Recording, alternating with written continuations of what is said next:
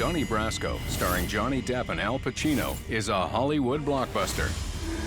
But the real-life friendship between hitman Lefty Guns Ruggiero and FBI agent Donnie Brasco is the stuff of legend. Lefty's granddaughter, Ramona, knows the real man behind the myth. Whatever people may claim that he did, to me, he'll always just be my grandfather. Lefty rises through the ranks of one of New York's most powerful crime families. He was making a reputation for himself as a stone-cold killer. Until Donnie Brasco brings him down. Operation Donnie Brasco was one of the most successful undercover operations the FBI ever conducted. And Ramona makes it her mission to set the record straight. I said, Mr. Pacino, I want to talk to you about Lefty Guns, my grandfather.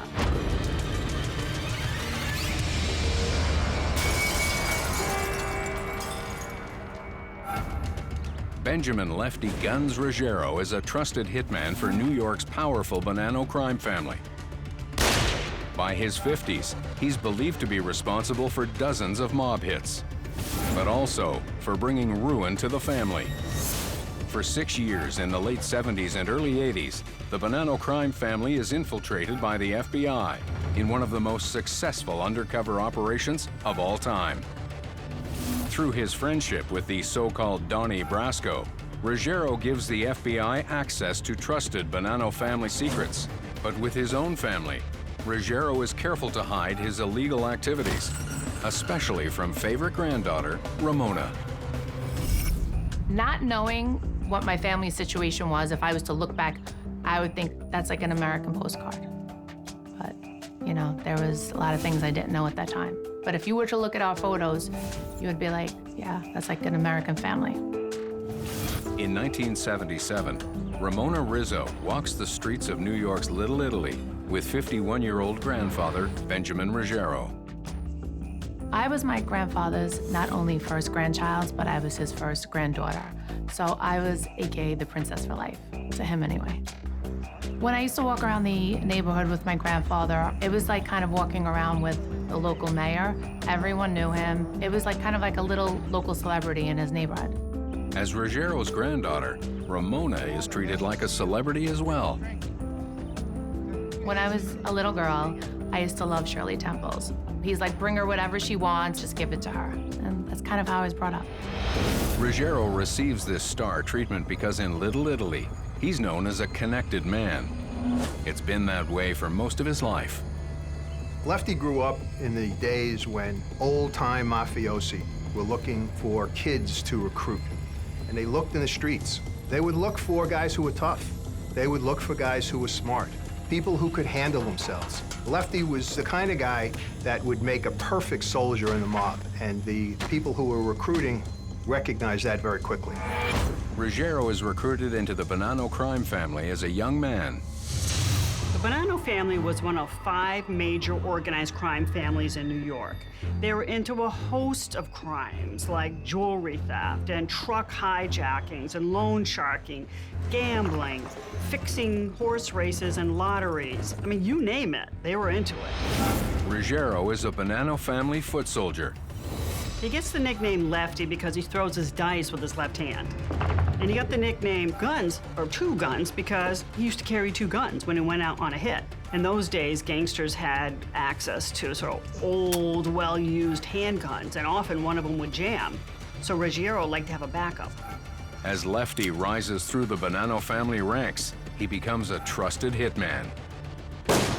Ruggiero was making a reputation for himself as a stone-cold killer. He does what he's told and carries out his jobs with no questions asked. Word on the street was that by the mid-1970s, Ruggiero had carried out more than 24 mob hits. But Ruggiero is also a dedicated family man. Despite separating from his wife, he remains devoted to his 4 children and maintains a special bond with young Ramona.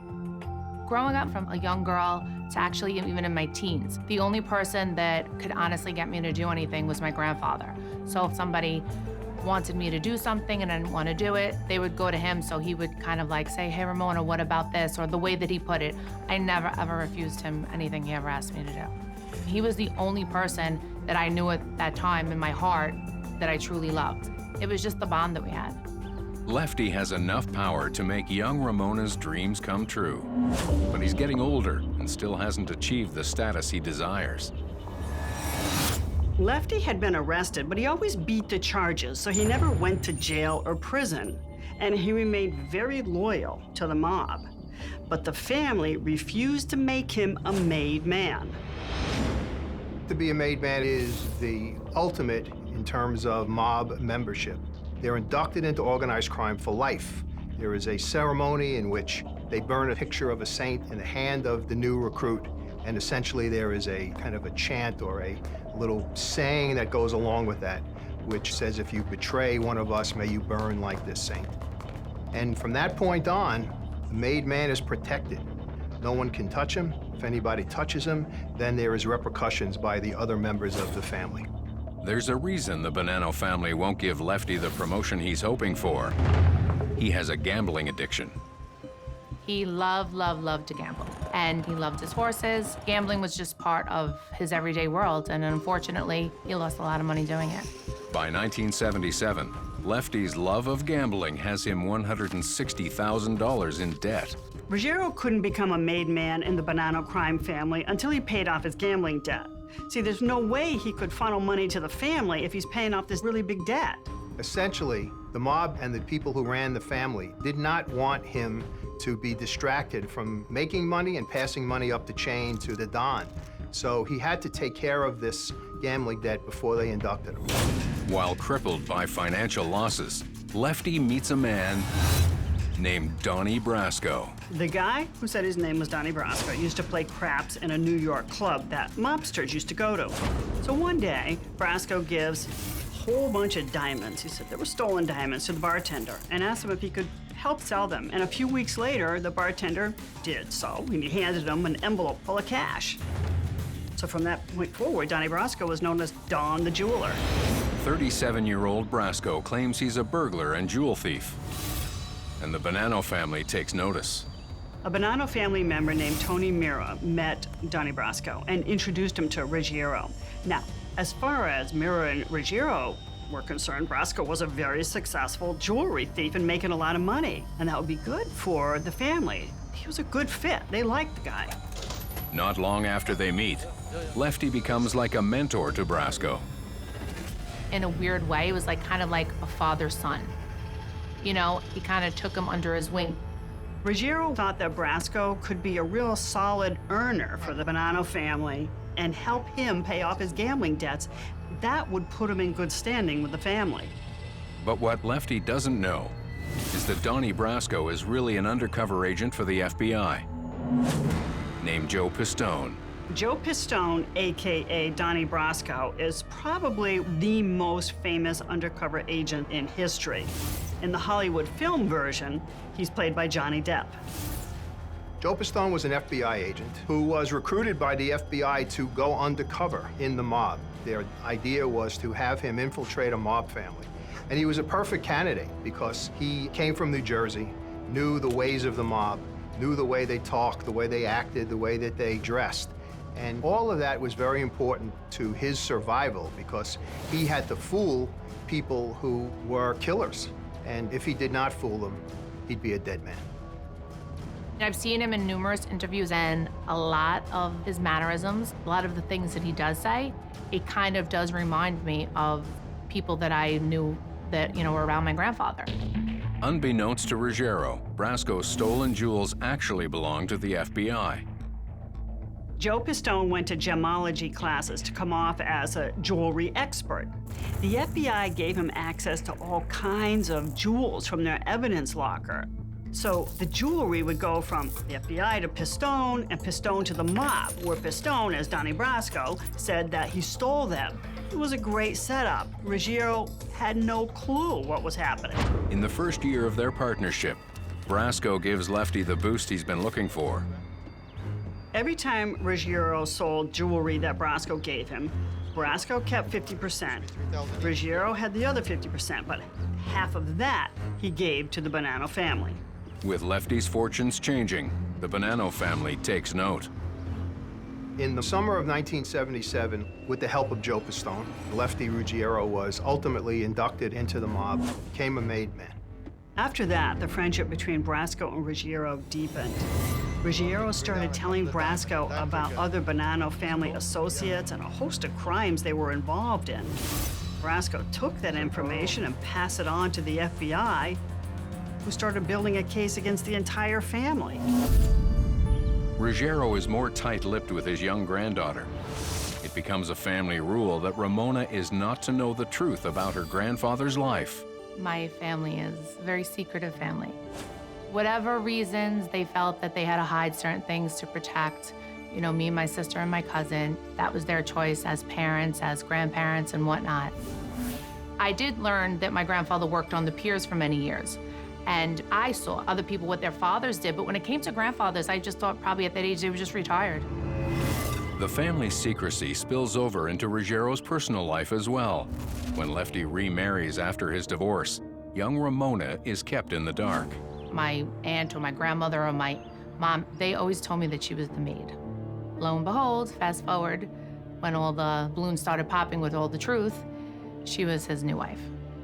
By the time of his second wedding, Lefty's business partnership with Donnie Brasco has grown into a deep friendship. Brasco acts as best man at the wedding.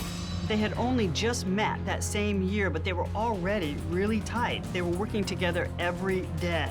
Ruggiero really thought that Brasco had his back. They were making a lot of money. But violence is about to erupt inside the Bonanno family. The assassination of a mob boss creates a power struggle that tears the crime family apart and puts Lefty in the line of fire.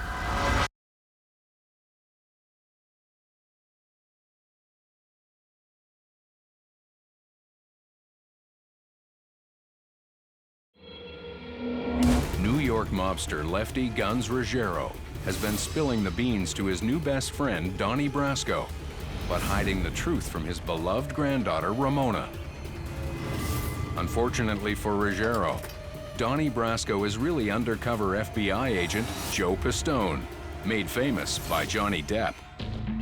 I don't recall meeting Joe Pistone, but if I sit back and I do the numbers, I believe he entered my grandfather's life when I was 4, and I was with my grandfather a lot. And if this man was with my grandfather as much as he claims to have been, he definitely had to meet me. I think, and I do believe in my heart, that he got a little bit too close to his job, and I really think that he enjoyed being a gangster. But by the late 1970s, infighting in the Bonanno crime family puts the Donnie Brasco operation in jeopardy.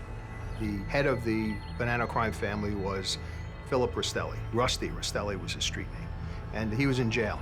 And while he was in jail, a void in the hierarchy of the family existed, and someone jumped in very quickly. Carmine Galante, the underboss of the family, who himself had just gotten out of jail. And Galante's desire was, A, to take over the Bonanno family, but also to become the most powerful mafiosi in New York, someone who controlled all of 5 families, and that was a big mistake. Declaring himself the new boss, Galante sets up an elaborate drug ring throughout the city. Part of the problem with Galante is that he was making a lot of money from heroin deals. When someone is making a lot of money, the idea is that he has to kick that upstairs, and Galante, he wasn't sharing it. It's a no-no, and that was a death sentence. In July 1979, Galante is enjoying lunch on an open patio at an Italian restaurant in Brooklyn. It was a beautiful day. Galante was there on the patio with his 2 bodyguards and 2 other men. Nearby, 3 Bonanno family soldiers don ski masks. Galante finished his lunch and he lit a cigar.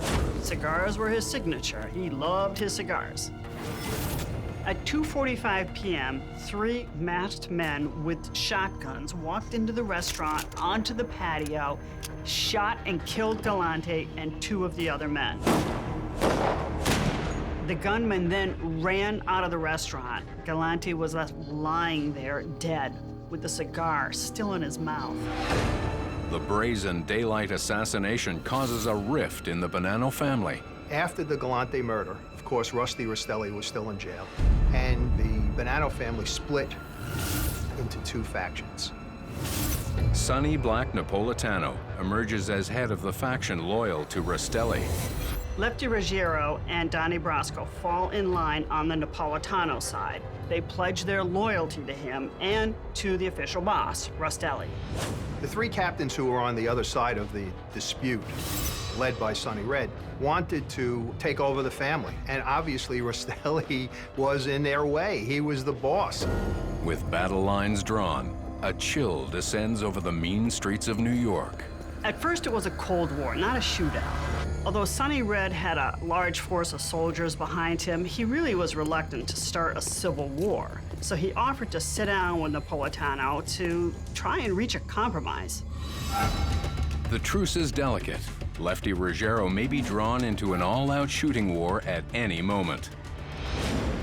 I could say his body language was off. It wasn't that he was sad, it was he was distracted. While the heads of the major crime families of New York debate what to do about the troubled Bananos, Donnie Brasco expands his undercover operation in another direction, dragging Lefty along with him. In 1980, Brasco and Ruggiero started loan sharking and bookmaking for Napolitano out of a nightclub in Holiday, Florida, just north of Tampa, called the King's Court Bottle Club. So the club that was opened by Ruggiero, at least he thought he opened it, along with Brasco, was actually run by the FBI. The FBI wanted Brasco to bring Ruggiero down there, establish themselves as mafiosi from New York so that Brasco could infiltrate the Florida mob as well. Ruggiero and Brasco go down there, introduce themselves. They get the imprimatur from the Florida mob. They say, as long as you kick back to us, then you can run whatever you want to run down here is no problem. And the FBI realized now that they had an investigation that had expanded exponentially now. Once again, Brasco helps Lefty make a substantial profit for the Bonanno family and feeds the FBI the names and activities of everyone he meets. Ruggiero's time in Florida is also spent with his granddaughter. My grandfather loved the sun. He'd always have the best tan.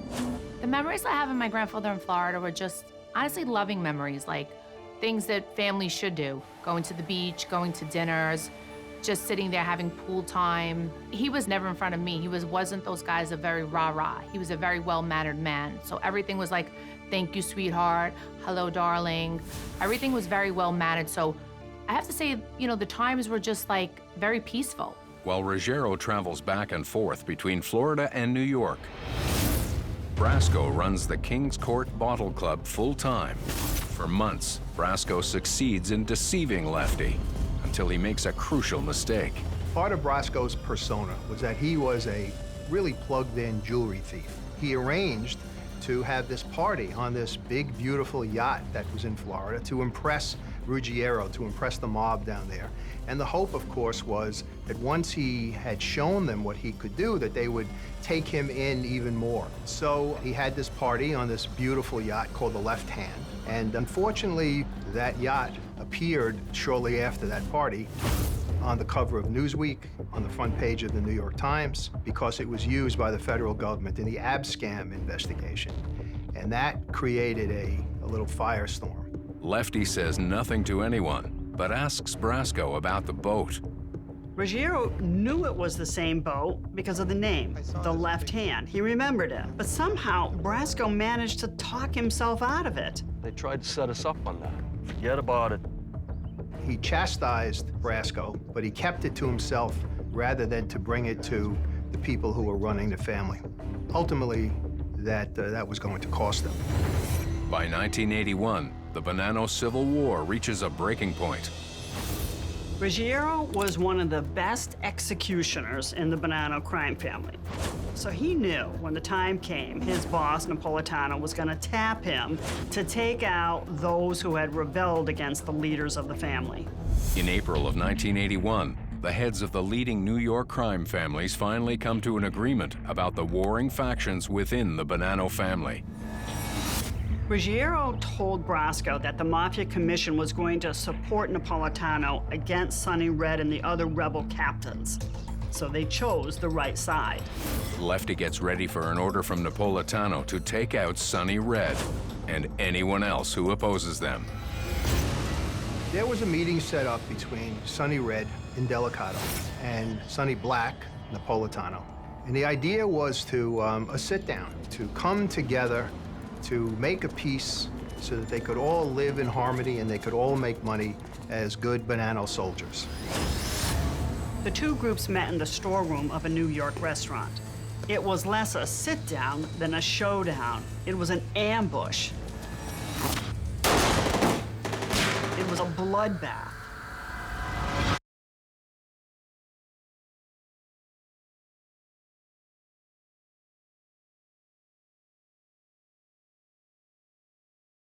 Before they're made famous by Al Pacino and Johnny Depp in the Hollywood blockbuster Donnie Brasco, the real-life Lefty Guns Ruggiero, an undercover FBI agent known as Donnie Brasco, become fast friends. When New York's Bonanno crime family splits into two rival factions, the pair fall in line behind boss Sonny Black Napolitano. Ruggiero's granddaughter, Ramona, is especially close to her grandfather. I picked up on something that was like a little bit off. Nobody had really said anything. It was just the body language. And my grandfather's body language was so off. He wasn't loud, he wasn't aggressive. I don't know, I felt like I saw, because I guess I knew him, something in him was making him nervous. Lefty and fellow members of the Bonanno crime family meet with three rebel captains in the storeroom of a restaurant. No one knows exactly what happened inside the restaurant, but it was an ambush. The Bonanno leadership was settled for good. Napolitano was now acting street boss, and Ruggiero and Brasco had more respect. But the assassinations also offer the FBI a chance to put high-level Bonanno members in jail for murder. So once the three murders occur, it was easy for the FBI to now amp up the investigation and to start collecting as much information, both from Brasco, from wiretaps, from witnesses, whoever they could tap into to put the Bonanno family out of business, essentially. Brasco and the FBI record Lefty's every word, hoping to get a taped murder confession. So on May 8, 1981, as part of this amped-up investigation that the FBI is now involved in, where they're taping everything, trying to get as much evidence as possible, they capture a conversation in which Ruggiero tells Brasco, "Don't worry, we're winners." And that's a major admission on Ruggiero's part. Puts him right in the middle of a case that's going to be built by the FBI. But without even realizing it, the Bonanno brass turned the tables on the FBI. Bonanno leaders wanted one more traitor dead, and Napolitano wanted Brasco to deal with it. He ordered Brasco to kill Bruno Indelicato, Sonny Red's nephew, and one of the assassins of Carmine Galante. Sonny Black gives that job to Brasco to do. In fact, he gives him a gun. Now Brasco's in a bind because he's an FBI agent and he can't kill anybody. Lefty is excited that his friend has been given such a great opportunity. In fact, this was the place or the time when Ruggiero realized that, wow, if he does this, he's going to become a made man. They'll make him a made man because he's now killed somebody on behalf of the family. But for Agent Joe Pistone, it's a deal breaker. So now Brasco/Pistone is at a major crossroads, and the FBI realizes that. So they come up with a plan. They will simply take, or attempt to take, Bruno Indelicato off the street so that Brasco can't reach him, can't find him, can't kill him. But the FBI's plan fails. They're not lucky. They can't find him. He's gone into hiding, and Brasco now is still under orders to kill Indelicato. Even though he can't find him, he still has this kind of sort of Damocles hanging over his head that he's got to do this or he's going to expose himself. The FBI has no choice but to end the operation. They terminate the identity of Donnie Brasco, and Brasco once again becomes FBI agent Joe Pistone. Pistone was disappointed that he had to blow his cover. No one had ever infiltrated the mob so deeply. When Brasco's true identity is revealed, it destroys the men who trusted him most. On July 28th, FBI agents visited Napolitano's apartment. They told him about Joe Pistone's true identity. Now, they were hoping to rattle Napolitano enough that he would slip up. Napolitano and Ruggiero, they don't believe anything the FBI has said. They actually think the FBI is playing games with them in order to, like, start problems in the family. Lefty and Napolitano may not believe Brasco was a mole, but the rest of the Mafia leadership does, and they want blood. Once the whole Pistone-Brasco situation is out in the public now, the five families all know about it. Sonny Black Napolitano is called to a meeting where it's ostensibly going to be a discussion as to what occurred. He gets to this meeting, he's pushed down the stairs to a basement, and he's executed because he's the guy that allowed an FBI agent to infiltrate the Bonanno family. Despite her young age, Ramona can sense that behind all the family secrecy, something is terribly wrong with her grandfather. I was 9 years old and it was my first communion. And again, you would think that this is a day that it's gonna just be all about fun and smiles and you're in a white dress, and it should have been all that, but something in him was broken. And how I knew that was he was talking to my mother, where, yeah, of course, that's his daughter, he's gonna talk to her, whatnot, but he was just talking to her too frequent in the party, where in a normal scenario, it would have just been all about me, and especially on this occasion, because it's my communion. He didn't make me feel bad, he still treated me special, but I knew something was off. And that's when, honestly, I just basically turned into like a 9-year-old PI. That's when things in my family life had changed and I knew things were different. When he's called to a meeting with the bosses, Lefty knows his days are numbered. A wise guy told me this once. When you get called to a sit-down, you gotta go, and there's only two things that can happen. You walk home, or you never come out of the place. But the FBI picks up chatter that there's a contract out on Lefty's head. So before he makes it to the meeting, the FBI swoops in. The FBI arrests Ruggiero on his way to a meeting where he expected to be murdered. Now, they offer him a way out. They offer him witness protection in exchange for his testimony against the Bonanno family. But he refuses to break the code of silence. Ruggiero will not testify for the government. Lefty and the others are indicted under the RICO Act, a charge that could get them a 20-year prison sentence. The RICO Act is a very powerful weapon that the federal government has at its disposal to use against any crime organization. RICO stands for Racketeer Influence Corrupt Organization, and it's a very simple concept.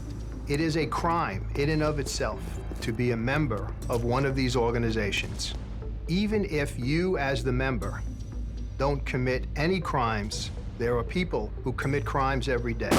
If those individuals were arrested and it was established that those individuals were part of this organized crime group, then everybody in that group is guilty of a RICO violation simply by the fact that they are a member of that particular group. With Ruggiero in jail awaiting trial, his family continues to keep the truth from young Ramona. I was told that my grandfather was in Florida, and that lie only lasted so long. Then I had to do my own investigations. Well, can I call the maid? Because at this point, I wasn't even calling the maid anymore. I wasn't even calling his house. I'm like, did he move to Florida? These answers weren't adding up.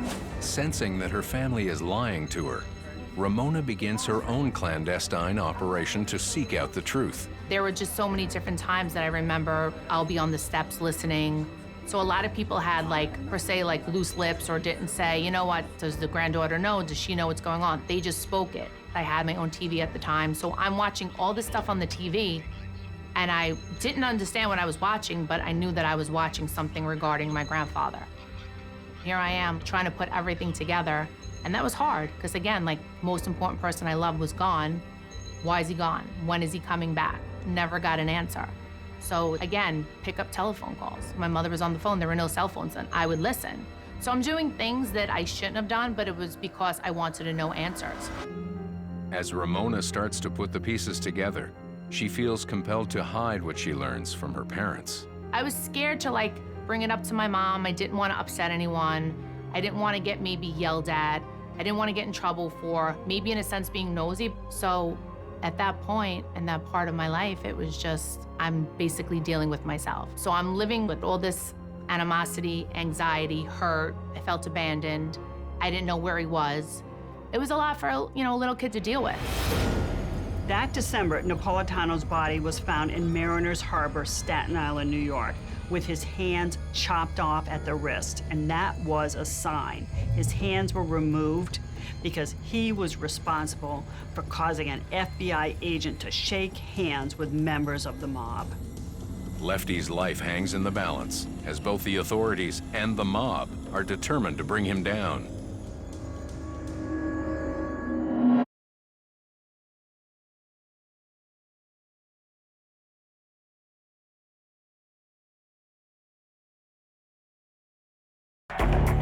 When low-level mafioso Donnie Brasco is revealed to be an undercover FBI agent, Bonanno hitman Benjamin Lefty Guns Ruggiero is indicted on federal charges. His granddaughter Ramona knows that something is terribly wrong, but her family goes to great lengths to keep the truth hidden. I don't think my family did it to hurt me, to punish me. It was just something that, they didn't want maybe to make me get upset, but sadly, it winds up being the opposite. I was extremely hurt, extremely broken, and I was dealing with it by myself. In August 1982, Lefty is found guilty of numerous charges. In addition to being convicted under RICO, Ruggiero was convicted of the underlying crimes, the racketeering crimes, bookmaking, loan sharking, dealing in stolen jewelry, conspiracy to commit murder, and Ruggiero was sentenced to 15 years in prison. Lefty is one of over 100 gangsters Joe Pistone brings down. Operation Donnie Brasco was one of the most successful undercover operations the FBI ever conducted.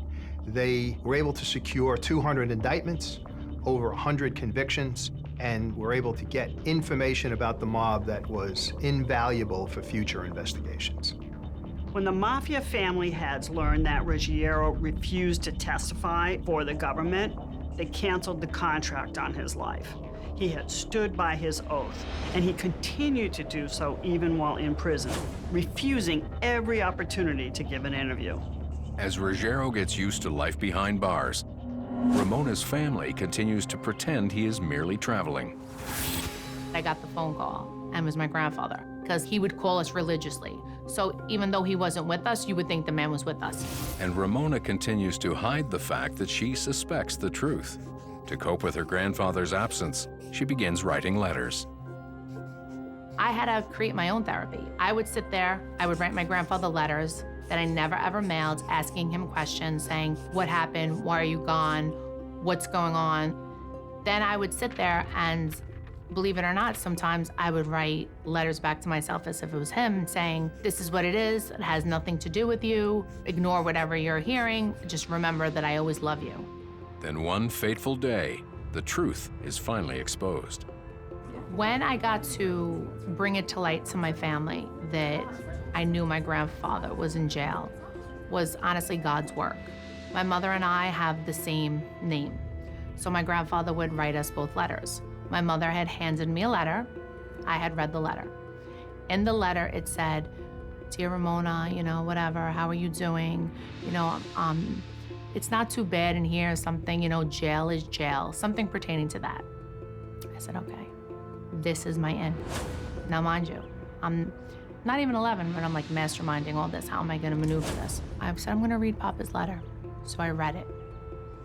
And with that, dear Ramona, how are you, beautiful, yada, yada. What are you gonna do? Hopefully this jail thing, something will give.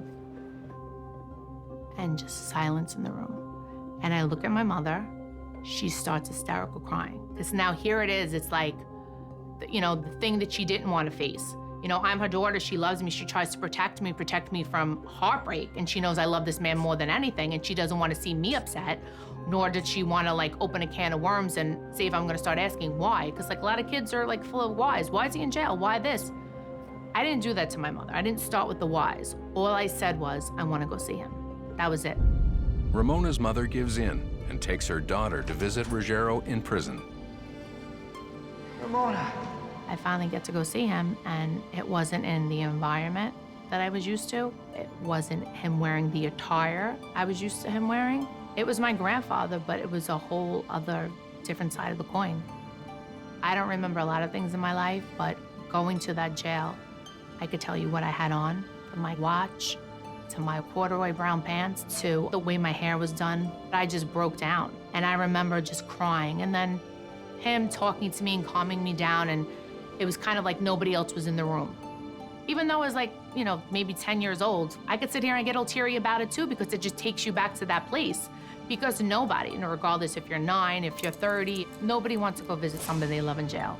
I never got to see my grandfather again until I was probably about 17. Ruggiero is released from prison in 1992 after serving 13 years. He was so amazed when he came home. We had walked to the seaport, but to like let him talk about it and the memories that he had and be like, oh my God, this was here, and like, look at it now. So many years had gone by, and like I prayed on it, and I always wished that, you know, he'd come back and things would kind of be like what it used to be. Because again, you know, that was my best friend. Ramona Rizzo is now a young woman. She and her grandfather pick up where they left off. But the legacy of family secrets remains. The issue is my grandfather has cancer, and nobody's sitting there telling me that it's terminal. So I go visit him like nothing, like the man's in the best of spirits. I went with him to the treatments, and nobody was really telling us anything. And then the next thing I know, the whole family were in ICU. I remember one night going back to visit him, and a close family member was coming down, and she's like, I'm sorry for your loss. I'm like, what? It's crazy. I'm like, what? And I remember running to the room. On November 24th, 1994, only 13 months after being released from prison, Ruggiero dies of lung and testicular cancer. But his secrets don't die with him. Prior to Ruggiero's death, in 1988, Joe Pistone came out with a book, Donnie Brasco, My Undercover Life in the Mafia. When somebody had presented the Donnie Brasco book to me, I'm a girl that's in my teens. You would think I was this girl that was 9 years old again, because now I'm hysterical crying. I skimmed through the book a little bit, and then I said to myself, there's nothing I need to ask, because what I know him as is my grandfather. So whatever he did outside of this home, whatever he did with his friends, associates, whatever people may claim that he did, to me, he'll always just be my grandfather. Pistone's book is made into the Hollywood blockbuster Donnie Brasco, starring Johnny Depp as Brasco and Al Pacino as Lefty. I'd never in a million years think that there would have been a movie. I just wanted to know what was going on. Ramona makes it her mission to protect her grandfather's legacy. So he's going in his trailer, and I'm like, Mr. Pacino. He looks at me. I'm like, I want to talk to you about Lefty Guns, my grandfather.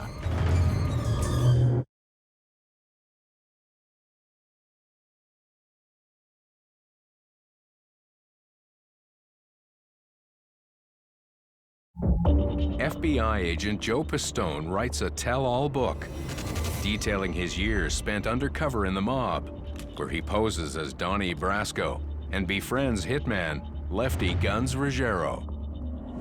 When the book is turned into a Hollywood film, Lefty's granddaughter, Ramona, makes it her mission to set the record straight about her beloved grandfather. He never brought whatever was allegedly outside into the home. He never brought it to my life. I never saw it. It never affected me. The only time it really affected me was, you know, honestly, when he went away. But again, that was a choice that he chose to make. You know, my grandfather, whatever he decided to do, this was something he was doing before I was born. Whatever these people want to say about this killer, that killer, I don't know him to be that. Ramona sneaks onto the set of the movie to confront the man playing her grandfather, Hollywood legend Al Pacino. And I knew, just in case anybody doubted me, I had my letters and I had my pictures of my grandfather. And I knew the whole place like the back of my hand. This was in my old neighborhood. So there was no way that if this man was gonna be there, that I wasn't gonna somehow or another get in touch with him or confront him or whatnot. Ramona waits outside Pacino's trailer for her opportunity. So he's going in his trailer, and I'm like, Mr. Pacino. He looks at me. I'm like, I want to talk to you about Lefty Guns. I go, my grandfather. He looks at me. 1 minute. 1 minute. He was very cordial. I was very nice. Again, there was no animosity towards this man because he's an actor. This is his job. I just wanted to get my point across, and my point was basically, I know you're doing this movie. It's basically about my grandfather. You don't know me. You never met this man, but I'm going to give you a little bit of insight. I said, when it came to my grandfather and his family, he didn't love anything more than how he loved his family. He loved us the most. There was nothing ever, yeah, he liked to gamble. Yeah, women liked him, whatever, maybe everybody had their vices, but when it came to his family, he loved us the most. That was like his most important thing in his life. Represents him the way that he really was. Pacino explains that the film version of Lefty will be different from the real man. He said, your grandfather, I'm gonna take the people around him and kind of make pieces of this guy, that guy, and put it into your grandfather. I didn't get it at the time. I got it later on because in order to sell, all tickets and you wanna have lights, camera, action, and you wanna keep on eating that popcorn, you kind of need to go out in a bang. And they made him go out in a bang because instead of having my grandfather die of cancer, they made it in the movie that my grandfather was sent for. My grandfather wasn't murdered. My grandfather died of cancer. My grandfather was one of the most immaculate dressers, especially for his time. They made him dress like a schlep, which means like a bum. My grandfather never wore a hat. Al Pacino wears that famous hat. But Al Pacino took his own spin on it and he created his own character because that's what actors do. Ramona's meeting with Pacino helps her put an end to the turmoil she is still feeling. Al Pacino was just so charming and just so sweet and really took the time. And I guess he kind of understood where I was going with this. So that kind of like made this really bad situation that seemed like it was never ever ending. It was like always something, from being that 9-year-old girl, then to getting in trouble and hiding that your grandfather was in jail, then to go visit him as cancer, to actually see him dying. All these things that took place, and now a movie, like he kind of made the ending a little bit better for me. I just wanted the world that was so infatuated with Mafia movies to kind of know everything that you see in a movie is not true. So if you're like one of these guys that think crime is life and this is the way to do it, it's really not. There's like so much sadness behind it that people don't get it. From then on, Ramona vows to get out of the mob life. As I grew older, and I saw whatever my grandfather went through and the words that it was affiliated with, which was the mob and I guess the Italian background, and I saw like certain friends' fathers go to jail and a lot of people that I called uncles and a lot of aunts cry and homes be separated. I kind of had this issue with myself that I didn't want to date anybody that was, Italian. Ramona marries an Arab businessman, but when the marriage breaks down, she finds herself in Jordan, fighting to obtain a divorce and custody of her children. It was kind of like the movie Not Without My Daughter, because 3 of my children, 3 had passports to come back. I have 4 kids. The last one, her passport was only good for a year. So even though I'm an American citizen, and even though the father wasn't an American citizen, I still needed him to sign off. So it became like a battle.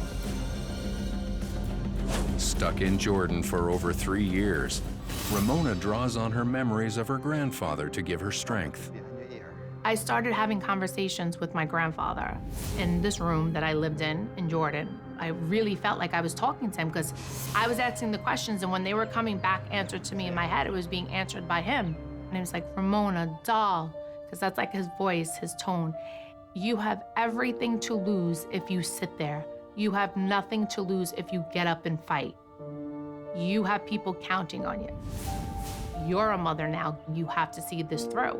And by having conversations with my grandfather and him giving me the will to fight and remembering how I fought, in a sense, when I was 9 years old, to not let everybody break me or not let everybody see that I was sad, I had to do the same thing. I had to keep a happy face for my children, and I basically got up and fought. So my grandfather, since I was little, always gave me my self-worth, always taught me to like stand up for myself.